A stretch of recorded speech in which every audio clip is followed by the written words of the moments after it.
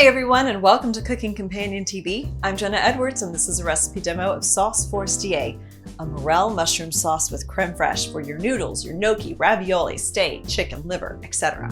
This recipe provides enough sauce for a small portion of pasta or 2 portions of meat sauce. So give this video a thumbs up and let's get right to it. If you don't have access to fresh morel mushrooms, get a handful of dried ones and soak them in boiling water for about half an hour. I have about 1/3 cup of dried morels, and I'm using about a cup of boiling water to soak them, again, for at least 30 minutes. You can certainly use more morels. In the meantime, we need to clean about 8 white button or cremini mushrooms and remove the stalks.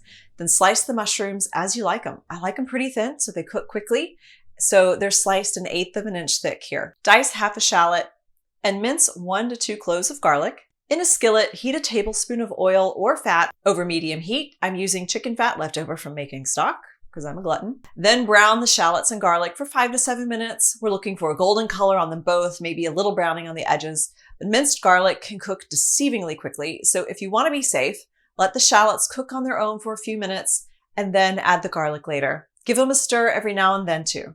Then add all your mushrooms, both the slices and the soaked morels. I'm gently squeezing the morels to get excess water out before throwing them into the pan. Stir it all around so they're even in the pan. We'll let them sit for a few minutes to brown before stirring again to hopefully let some other pieces get some browning action. Now, speaking of browning, if you're making this to serve with meat and you're cooking the meat in the pan, brown it in the fat before adding the shallots and the garlic. Getting brown pieces in the pan will give us more depth and flavor in the sauce. So whatever meat you cook, let it sit in the hot oil for 2 or so minutes on each side and then remove it. If it needs more cooking, we can always add it back to the pan later to cook in the sauce. See how brown the bottom of the pan is now that I've stirred the mushrooms? That's fond and that's flavor. And we will deglaze the pan to pick up all that flavor and miraculously end up with a clean pan, I promise. To help with the cleaning, add 2 tablespoons of white wine and 1/4 cup of chicken stock. Now gently scrape up the browned bits while stirring around the mushrooms. And look how easily that pan cleans. Now add the water that the morel mushrooms soaked in. I have mistakenly added nearly the entire cup and it made my sauce way too watery. So maybe only add half a cup or, I don't know, 1/3 cup. You can always add more of the soaking water later, but it was challenging to boil it down to a better consistency. So err on the side of caution. Start with less. However much you use, throw in a tablespoon of butter, at least, if not 2 tablespoons, and stir it in. Isn't this just the sexiest scene? So I mostly cooked on medium and medium high when I wanted to cook the sauce down. So use the heat that gives you the little bubbles, not a full rolling boil, but a very, very healthy simmer. It shouldn't be so active that you can't see the sauce, but you should definitely have some bubble action. I've turned my heat down so you can see what's going on and you can see the steam from my efforts to evaporate some liquid. This is when I'm realizing I've used too much water. So it is cooked down some more, and I'm thinking that it's a reasonable consistency now. Still not where I want, but I'm hungry. So let's add our new favorite ingredient, creme fraiche.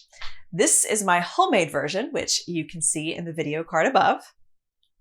I'm using maybe 2 tablespoons to start with. This is something you can use more or less of, but most likely you'll use more of because it also helps to thicken the sauce. If you don't know about creme fraiche, it's a cultured cream that doesn't curdle when it cooks like sour cream, so we can continue to cook the sauce once we've added it. If you don't have access to creme fraiche and you don't want to make it, you can use sour cream, but you can only stir it in when the sauce is done cooking. The creme fraiche gets stirred or whisked into the sauce. Sometimes it breaks. Sometimes the sauce will separate, meaning the fat separates from everything else in the sauce. It still tastes fine. It just may look different. And sometimes it breaks when you add meat back into the sauce. But this is thoroughly combined and it's still thinner than I want, but it tastes really great. And ultimately, that's what matters. I am stirring in some thicker creme fraiche in the hopes that helps to thicken the sauce at this point. This is another place where you use more or less depending on your palate preferences. Creme fraiche versus butter. This is how I served it, and it is delicious. This is a French sauce, so I don't take credit for the creation of it, but my husband did put this together, trying to recreate a version of something we had in Lyon with some calf liver. I've already forgotten that dish because I'm so in love with this one. Get the ingredient list below or at cookingcompaniontv.com/sauce forestière. Give this a video a thumbs up if you like it, and subscribe to this channel for more demos just like this. I'm Jenna Edwards, and thanks for watching.